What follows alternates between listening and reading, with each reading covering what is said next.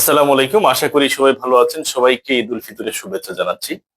আজকের বিষয়টি খুবই গুরুত্বপূর্ণ এবং প্রত্যেকটি মানুষের যার যার নিজ প্রয়োজনে আজকের কথাগুলো শুনবেন এবং আপনাদের মূল্যবান মতামত জানাবেন এবং আপনারাই এই বিষয়টি রাষ্ট্রের সুপ্রিম অথরিটি যারা আছেন তাদের কাছে পৌঁছে দিবেন এবং বিকাশ কর্তৃপক্ষের বিকাশের যিনি সিও আছেন বা মূল যিনি আছেন অথরিটি ওনার কাছে পৌঁছে দিবেন। আজকের বিষয়টি খুবই গুরুত্বপূর্ণ। এর কারণ হচ্ছে আমি কিছু প্রশ্ন করব, আমি কিছু বিষয় জানতে চাই। সেটা হচ্ছে আমি লক্ষ্য করলাম যে প্রত্যেকটি পরিবারে প্রত্যেকটি মানুষের, যেমন আমার নিজেরও বিকাশ আছে, প্রত্যেকটি পরিবারে এক দুজন মানুষের একটি বিকাশ অ্যাকাউন্ট করা থাকে। এখন আমি ধরে নিলাম রহিম নামে একজন অ্যাকাউন্ট করেছে। এখন রহিমের এখানে 5,000 বা 10,000 টাকা আছে অ্যাকাউন্টে, রহিম মারা গিয়েছে। এখন আমার প্রশ্ন হলো, এই পিন নাম্বারটা রহিমই জানতেন, রহিমের পরিবারের হয়তো কেউ জানতো না, বা এটা যার যার ব্যক্তিগত একটা বিষয়, যেহেতু যার যার একটা বিকাশ আইডি। এই টাকাটা কে পাবে? আমি বিকাশ কর্তৃপক্ষ যিনি আছেন ওনার দৃষ্টি আকর্ষণ করছি। যদি আমার কথাগুলো যুক্তিযুক্ত হয় বা সঠিক হয়, তাহলে আমি আপনাদের কাছে আশা করব এই কথাগুলো আপনারা শুনে যথাযথ ব্যবস্থা নেবেন। এখন আমি যেটা চাচ্ছি সেটা হচ্ছে, জনস্বার্থে আমরা ব্যাংকে অ্যাকাউন্ট করলে একটা নমিনি থাকে। এখন দেখা গিয়েছে রহিম মারা গিয়েছেন, মারা যাওয়ার পরে রহিম যাকে নমিনি দিয়েছিলেন সেই নমিনি কিন্তু সেই সম্পূর্ণ টাকার মালিক হয়ে যাচ্ছে। এখন এই বাংলাদেশে প্রত্যেকটি পরিবারে মানে কোটি কোটি মানুষের কাছে কিন্তু বিকাশ আছে। এখন এখন এইভাবে প্রতিনিয়ত প্রতিদিন অনেক মানুষই আছে এই দুনিয়া ছেড়ে চলে যাচ্ছে, এইভাবেই যাবে আসবে, এটাই নিয়ম। কিন্তু আমি চাচ্ছি এটার যাতে যথাযথ একটা ব্যবস্থা থাকে, মানে বিকাশ কর্তৃপক্ষ যাতে নমিনি করে দেয়। আমি যতটুকু জানি যে বিকাশ অ্যাকাউন্ট করতে আপনাকে কোনো নমিনির প্রয়োজন হয় না।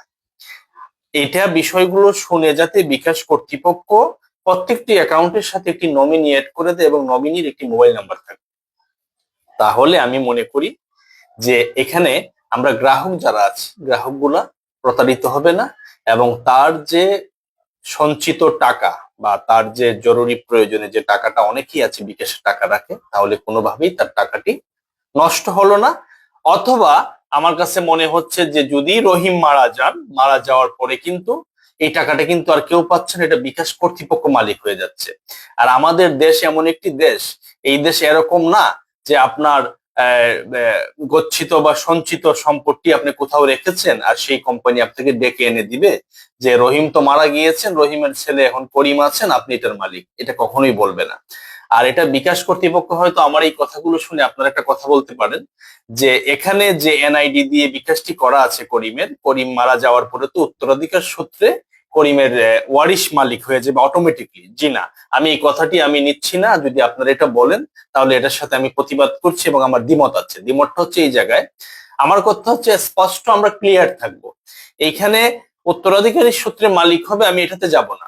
আমি যাব যে করিম মারা গিয়েছেন, মারা যাওয়া মাত্র করিমের যিনি যাকে নমিনি দিয়েছেন সেই নমিনি যাতে এই টাকাগুলোর মালিক হয়ে যায় এবং নমিনি যাতে সেই টাকাগুলা তুলে নিতে পারে। আশা করি আমি আপনাদেরকে বোঝাতে পেরেছি। কারণ এইখানে এই দেশে অনেক কিছু নিয়ম থেকেও হয় না।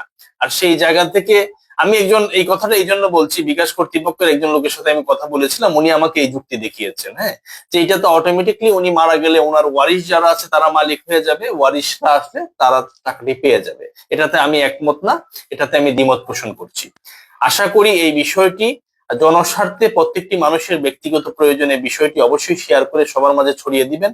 এবং আপনাদের কাছে আমি প্রশ্ন রাখলাম, অডিয়েন্স আপনারাও কমেন্টের মাধ্যমে আপনাদের মতামত জানাবেন। আর বিশেষ করে আমি বিকাশ কর্তৃপক্ষ যারা আছেন তাদের কাছে আমি প্রশ্ন ছুড়ে দিলাম, আশা করি আমার কথাগুলো শুনে আপনারা খুবই দ্রুত নমিনির একটা ব্যবস্থা করবেন বিকাশ অ্যাকাউন্টের ক্ষেত্রে। এবং সেটা বিকাশ না, শুধু গ্রাহক, নগদ, আরো যে বিভিন্ন যে এজেন্ট গুলো আছে বিভিন্ন এই ধরনের সবার জন্যই বলছি, সবাই একটি ব্যবস্থা নেবেন বলে আশা ব্যক্ত রাখছি।